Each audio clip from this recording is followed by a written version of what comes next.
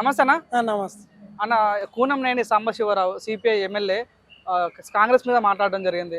మొక్కే కదా పీకేస్తే పీక కోసా అని సినిమా డైలాగ్ వాడడం జరిగింది. చూసారా, మీకు ఏమనిపించింది? సుల్లే కానీ వేస్ట్. ఆయన మాట్లాడితే ప్రజలు ఎవరు స్వాగతించారు. అసలు ఆ పార్టీకి ఇక్కడ ఓటు ఎవరు ఏదో కాంగ్రెస్ సపోర్ట్ తోటి పాపం గెలిచింది అంతే. సాంబశివరావు గారు ఏదో అమాయకులైన ప్రజలను అందుట్లో తీసుకుపోయి దొంగలాగా చేసి వాళ్ళ అధికారంలో వాళ్ళు ఎమ్మెల్యేలు అయ్యి ఆస్తులు సంపాదించారు.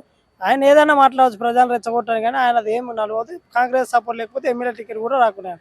సో ఆయన ఇప్పటికైనా కొద్ది అదుపులో మాట్లాడాలి. ఏముండదు, ఆయన ఏ పోరాటం చేసి చెప్పండి తెలంగాణ కోసం.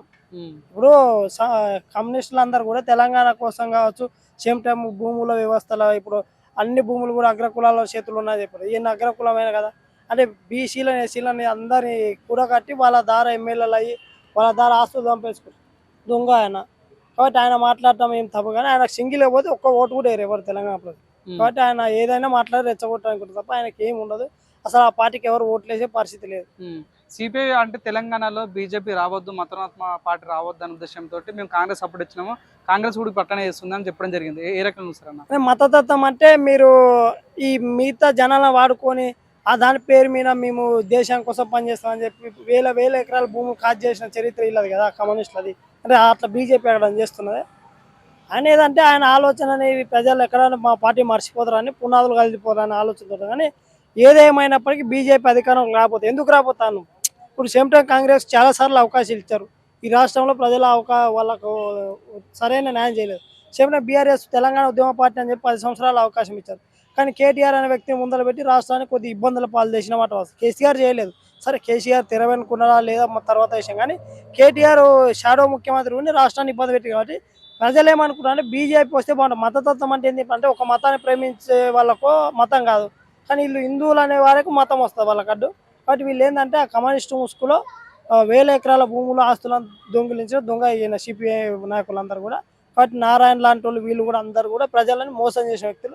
వాళ్ళకి ఓటు అడిగే అర్హత లేదు. ఈ తెలుగు రాష్ట్రాల్లో ఓటు వేయడానికి కూడా ప్రజలు సిద్ధంగా లేరని నేను అనుకుంటున్నాను. సినిమా డైలాగ్ ఏ రకంగా చూస్తారన్న? మొక్కే కదా పీకేస్తే పీక కోసా మొక్క లేదు, పీకేసి రావద్దు. ఏదో పుణ్యం అని కాంగ్రెస్ బాబా రేవంత్ రెడ్డి పుణ్యం ఇంత గెలిచింది, అది ఒప్పుకోవాలి తప్ప వాళ్ళకేనా చెప్పు.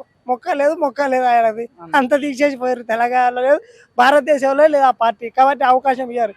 ఏదో అట్లా డైలాగ్ కొట్టి ఉన్న కార్యకర్తలను కొద్దిగా కాపాడుకుందాం, ఎవరైనా చందాలు ఇందాలు ఇస్తారని ఆయన ఆలోచన తప్ప ఆయన వయసును గౌరవిస్తాం. కానీ అట్లాంటి మాట్లాడితే వేస్ట్. ఎందుకంటే మీరు సింగిలే పోటీ చేయండి, కాంగ్రెస్తో ఎందుకు పొత్తు పెట్టుకున్నారు? ఒక సీట్ ఎందుకు? 10 సీట్లు గెలిచి చూడండి, మన మొక్క కాదు కదా. ఇదన్నీ కూడా సినిమా డైలాగులు, వయసు కొద్ది డైలాగులు ప్రజలు స్వాగతించారు. ఆ పార్టీ మూసుకొని పోవాల్సిందే. దానికి ఎవరు ఏదో కాంగ్రెస్ పుణ్యాన్ని ఒక సీట్ వచ్చింది, భవిష్యత్తులో అది కూడా చెప్పవచ్చు నాకు గెలిచి. అంటే సిపిఐకి కాంగ్రెస్ అండ లేకుంటే గెలవదా తెలంగాణలో? గెలవదు. సేమ్ కాంగ్రెస్ కూడా కొన్ని ఏదైతే ఆ భావజాలం ఉన్న వ్యక్తులు ఓట్లేస్తారు. ఇప్పుడు నేనేమంటున్నా, ఈ కమ్యూనిస్టు భావజాలం అనేది దేనికి పనికొచ్చి తెలంగాణ రాష్ట్రం మనం ఉదాహరణ అనుకున్నాం. దాంట్లో మెజారిటీ వర్గాలన్న పేద వర్గాల ప్రజలు పోయి బలైనరు.